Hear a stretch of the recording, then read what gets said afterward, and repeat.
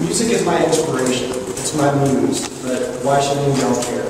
It's because we all have to learn to follow our music because it can lead us to the work that we want to do. And that's what's happened with music.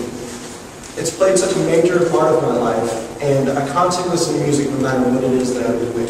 So, what do you call a person that hangs out with musicians? A drummer.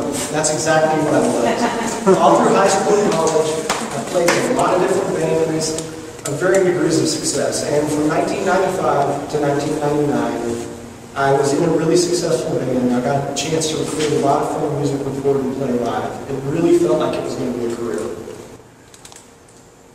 But as VH1 has taught us, all great bands come to an end. So honestly, it really wasn't that much of a shocker that my band came to an end because we were unknown and not so great. But I had to choose between design and music. I couldn't do both, and I chose a more lucrative career in design. At the time, it felt like I was turning my back on my inspiration. I discovered that really wasn't the case because design has musicality all its own, and it began to show in my work. You can use rhythm in your layouts, like mimicking the wall feel with staggered type, or you can drive home points and communicate your message by using dynamics, just as you would when writing a song.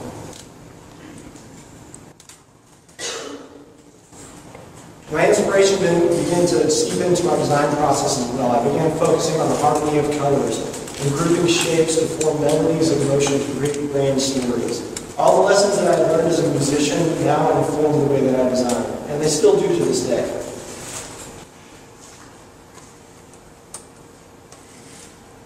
So in 2009, I launched this blog, and I needed a project to help me generate the content. I looked to music for inspiration once again. I came up with the idea of doing a sketch a day for a full year based off of a song that I had heard that day. It was basically my homage to my muse.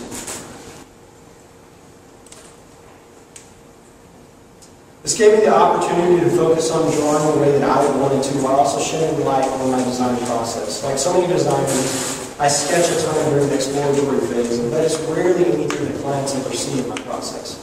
And ironically, it's where the ideas come from that end up being successful design solutions. So, being a designer, I had to, of course, set down some parameters. To keep the project manageable, I also challenged myself. So each drawing was done in black and white to focus on ideas only. I was only allowed to revise it once. I couldn't use any references. All the song titles had to be included, focus on type. I had to do it in an hour, and the bands could be repeated. The hardest thing for me to get used to, believe it or not, was actually the one round of divisions, because there was going to be mistakes, and they were going to be out there for everybody to see. So say if I misspelled Beverly Road, everybody was going to see that. But really what this project was about was me generating ideas from my inspiration, not finished pieces of illustration. With each post, I included a link to the song that had inspired that drawing in hopes that people who visited would listen to that song and find the same inspiration that I did. The more posts that I did, the more emails and encouragement I began getting from the bands as well, much like this email from Emily Haynes of Metric, which I was shocked to receive. So, about halfway through the project, I received recognition in a really unexpected way. How Magazine decided to feature the blog as a top 10 site in January. And while this increased my visitors, the real amazing thing that happened is I started hearing from colleagues that were inspired by my project to start personal projects of their own.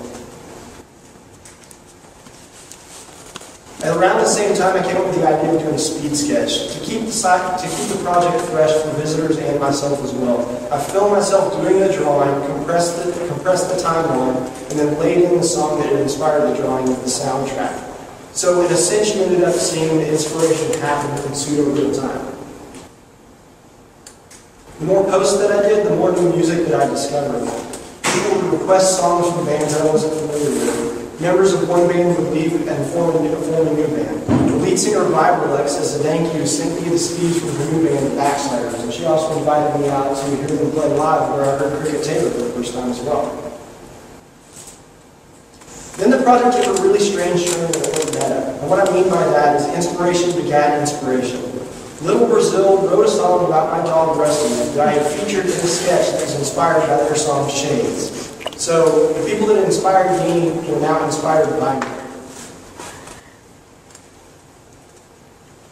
And just like every great band comes to an end, every great project comes to an end. So I was left with all all these notes and thoughts and emails and sketches.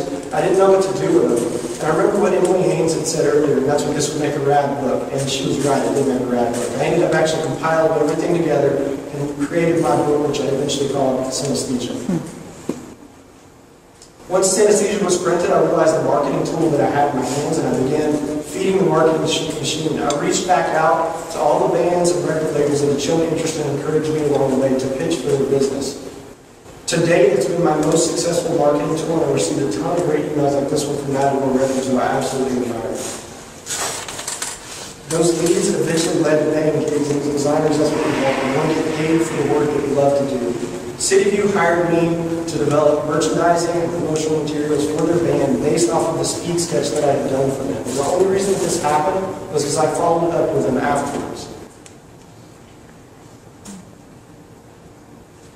I continue to build on the body of work by pulling the most popular and most viewed sketches on the site and began developing art prints. And this gave me the opportunity to get back to silkscreen, which is something I wanted to do, show the work that I wanted to do, and as an added bonus, it gave me an additional source of income by being able to sell the art prints on my site. So when I look back at how music has influenced my career, it really wasn't what I initially thought that creating music made me happy. It was actually promoting me.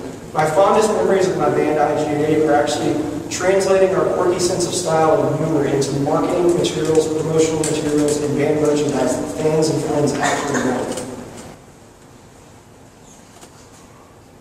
So my muse had paved the path with 365 sketches to the work that I wanted to do.